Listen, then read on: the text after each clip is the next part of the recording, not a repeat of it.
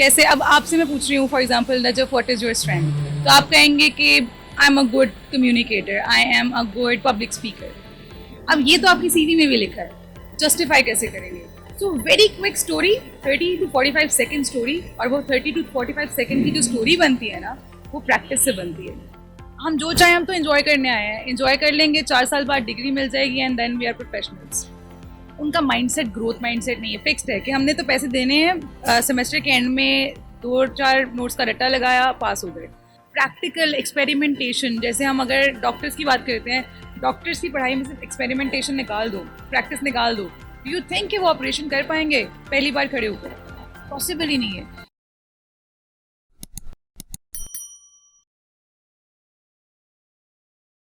अस्सलाम वालेकुम व्यूअर्स, मैं हूं नजफ अली और आप देख रहे हैं पायनियर वर्ल्ड न्यूज़। नाजरीन, पाकिस्तान के यंग ग्रेजुएट्स और यूनिवर्सिटी पास आउट्स को जॉब क्यों नहीं मिलती, वो किस वजह से होपलेस हो जाते हैं, यही वजह है कि यंग ग्रेजुएट्स के अंदर सुसाइड करने की रेशो भी बढ़ रही है। कुछ वजूहात ऐसी हैं जो कि यूनिवर्सिटी के एंड पर होती हैं और कुछ वजूहात ऐसी होती हैं जो कि जो पास आउट स्टूडेंट्स होता है उसके अपने अंदर की कुछ खामियां होती हैं जिसको हम कवर कर सकते हैं। इसी वाले से हम बात करने के लिए आज आए हैं। यहाँ पर हमारी एचआर स्पेशलिस्ट हैं मिस ज़रियाब महमूद, को फाउंडर हैं टी सोल्स ट्रेनिंग सोल्यूशन की। इनसे इस हवाले से बात करते हैं। अस्सलाम वालेकुम मिस, कैसी हैं आप? प्यारी माशाल्लाह जी, बिल्कुल आप प्यारी हैं। Thank you so much for giving us time.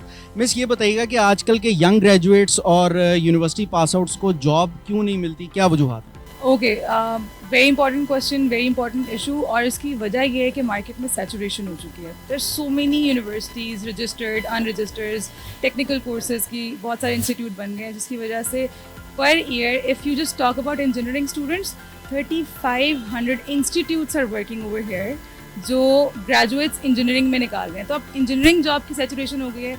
इसी तरह से मेडिकल और बहुत सारे दूसरी डोमेन हैं जहाँ पर बहुत सारे ग्रेजुएट्स निकल रहे हैं हर साल, और जॉब्स तो वही है ना, कंपनीज तो वही हैं। तो फिर सैचुरेशन हो जाती है, जिसकी वजह से प्रेशर बिल्ड होता है, और जब प्रेशर बिल्ड होता है तो बहुत सारे प्रॉब्लम्स क्रिएट हो जाती है सोसाइटी में। मिस, अच्छी सीवी लिखना किस तरह होता है और सीवी का कितना इम्पैक्ट पड़ता है एक जॉब लेने में? That's very important. अच्छा, for job perspective, CV is the foremost important thing. Number one thing which is going on the table of a recruiter. आप तो नहीं जा रहे हो ना, आपकी CV जा रही है, तो पहला इंप्रेशन आपकी CV जा रही है। और हमारी अक्सर आवाम क्या करती है, लिंक्डइन से डाउनलोड कर लिया, या बहुत सारे सॉफ्टवेयर अवेलेबल हैं वहाँ से डाउनलोड कर लिया, बहुत सारी CV फॉर्मेट्स बहुत पुराने पड़े हुए हैं, बस इन्फॉर्मेशन डाली और हो गया। That's not the right thing. आजकल क्योंकि मैंने बताया मार्केट में सैचुरेशन हो गई है, एक पोजीशन के लिए 5000 बच्चा कम्पीट कर रहा है। 5000 में से अगर आपका CV स्टैंड आउट नहीं कर रहा, that means you are just giving up the chance by your own self. तो CV writing is a technical thing, और ये इसके ऊपर फोकस करना हमारी यूनिवर्सिटी का काम होता है, जो कि आजकल मुझे लगता है कि नहीं होगा। तभी नीड आती है हम जैसों की, the third parties which are there in the market, to train them, to help them out by writing a good resume. कुछ भी नहीं होता है, सिर्फ फॉर्मेट होता है, इन्फॉर्मेशन आपकी अपनी होती है, थोड़ी सी गाइडेंस के साथ you can write a good CV। And miss, ये बताइएगा कि इंटरव्यू की तैयारी हम किस तरह करें और कैंडिडेट के लिए ये कितना ज़रूरी है कि किसी भी जॉब जिसके लिए वो इंटरव्यू देने के लिए जा रहा है, वो जॉब लेने के लिए जा रहा है, उसकी वो तैयारी किस तरह करे और क्या उसकी बॉडी लैंग्वेज हो, because interview also makes a good impact on the employer. Definitely. So after your resume shortlisted, आपकी किस्मत अच्छी थी, आपका रेज्यूमे अच्छा था, या वट एवर द केसेस, किसी से बनवा लिया, सीनियर से बनवा लिया, आपको इंटरव्यू कॉल आ गई, so here is your chance. You walk in the room and then you nail it and you come out with a job offer. अब very basic example, मैंने अपनी फ्रेंड से फॉर एग्जांपल CV बनवा ली है और मुझे पता भी नहीं है CV में क्या लिखा है, और वहाँ पर जाके वो मुझसे सवाल कर लेता है, अच्छा you have mentioned this experience in the CV, क्या किया वहाँ पर? So practice is very important. The first thing you need to do is role play कर लें। आप एक इंटरव्यूअर सामने बैठा लें, इंटरव्यू या आप खुद बन जाएं, they are going to ask basic question. First interview basically HR interview होता है, और इसमें बेसिक HR क्वेश्चन होते हैं। For example, introduce your self, what are you aiming for, what is your 3 to 5 year goals. इस तरह के 4-5 सवाल होते हैं जो हर इंटरव्यूअर पूछता है। वो कुछ बेसिक क्वेश्चन इंटरव्यू के अगर आप प्रैक्टिस कर लेना, so you are going to nail it. अच्छा मिस, ये बताइएगा कि कुछ ऐसे ट्रिकी क्वेश्चंस होते हैं जो कि एम्प्लॉयर पूछते हैं कैंडिडेट से, मिसाल के तौर पर कि हम आपको क्यों हायर करें, there are so many applications, हम आप ही को क्यों हायर करें, एंड अपनी कोई 2 से 3 स्ट्रेंथ एंड वीकनेसेस बताएं। ये बड़े ट्रिकी क्वेश्चंस होते हैं कि जो कैंडिडेट होता है वो इस चीज़ के लिए प्रिपेयर नहीं होता और उसको वहीं पर ही जवाब उसका बनाना पड़ता है। तो इस हवाले से कुछ जो गोल्डन प्रिंसिपल्स हैं वो बताएं कि क्या ऐसे आंसर हम सूटेबली फेवरेबली दे सकते हैं जो कि इस चीज़ को कवर अप कर सकें। So Najaf, thank you very much for asking this question. As I just talked about basic interview questions. So basic interview questions में कुछ questions होते हैं जिसमें आपने बात करनी होती है आपकी strengths के ऊपर। ये सब interviewers पूछेंगे। अगर आप उनको introduction के बाद पसंद आ गए हैं, they are going to ask you about your strengths. They are going to ask you about your weaknesses. They are going to ask you about any leadership experience that you are having in your past. Anything. University, college, कहीं पर भी अगर आपने कोई experience किया है leadership से related तो आप वो बताएं। बेसिक क्वेश्चन है, इसकी तैयारी हो सकती है, इसके ऊपर आप काम कर सकते हैं। राइट डाउन 3 to 4 स्ट्रेंथ्स कि अगर एक भूल जाए दूसरी याद हो, दूसरी भूल जाए तीसरी, and then you have to support that one word answer with an example. कैसे, अब आपसे मैं पूछ रही हूँ for example Najaf what is your strength, तो आप कहेंगे कि I am a good communicator, I am a good public speaker. अब ये तो आपकी सीवी में भी लिखा है, जस्टिफाई कैसे करेंगे? So very quick story, 30 to 45 second story, और वो 30 to 45 सेकेंड की जो स्टोरी बनती है ना वो प्रैक्टिस से बनती है। पूरा एक इंसिडेंट दिमाग में चल रहा है and then you have to jot it down in 3 main format. Situation क्या थी, ऑब्स्टिकल क्या था, सोल्यूशन क्या था। अब ये वो वाली बात आ गई कि स्ट्रेंथ्स वीकनेसेस एक ही फॉर्मेट आ गया। बेसिक HR क्वेश्चंस अगर ये आप प्रैक्टिस कर लें, और ये बहुत बेसिक है, हर जगह पे इंटरनेट पे अवेलेबल है, पता नहीं होता बच्चों को।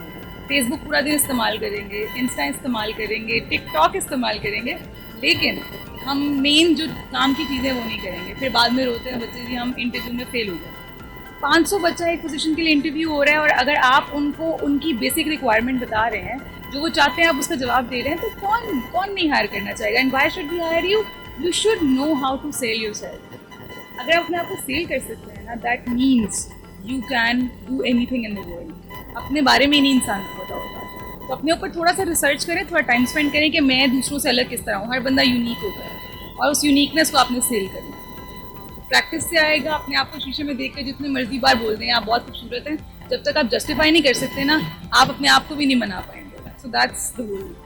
प्रैक्टिस करें, बेसिक क्वेश्चंस हैं, और ये how and why we have to hire you, what value you can add, ये बेसिक क्वेश्चंस और इनके बहुत अच्छे आंसर्स ऑनलाइन मिलेंगे। अच्छा मिस ज़रिया, आप ये बताइएगा कि आजकल के बच्चों में जो यूनिवर्सिटी पास आउट्स हैं, इनके अंदर सॉफ्ट स्किल्स क्यों नहीं हैं? क्यों इनको यूनिवर्सिटी से पास आउट होने के बाद भी एक स्पेशल ट्रेनिंग कोर्स लेना पड़ता है सॉफ्ट स्किल्स के हवाले से? सो मेरे लिए तो बहुत अच्छी बात है कि यूनिवर्सिटीज़ में इसके ऊपर काम नहीं हो रहा, क्योंकि जब मेरे ऊपर ये बर्डन आएगा कि भाई मार्केट में ये चीज़ अवेलेबल नहीं है, यूनिवर्सिटीज़ में नहीं हो रहा है, तो मेरे पास काम आएगा, मेरे पास बच्चे आएंगे ट्रेनिंग्स के लिए। सो बेसिकली हमारा जो करिकुलम डिज़ाइन है ना, that needs to be amended. अब मैंने बहुत सारी यूनिवर्सिटीज़ में TNA किया, ट्रेनिंग नीड असेसमेंट की कि भाई क्या असेसमेंट है, क्या प्रॉब्लम क्या है, क्या नीड है।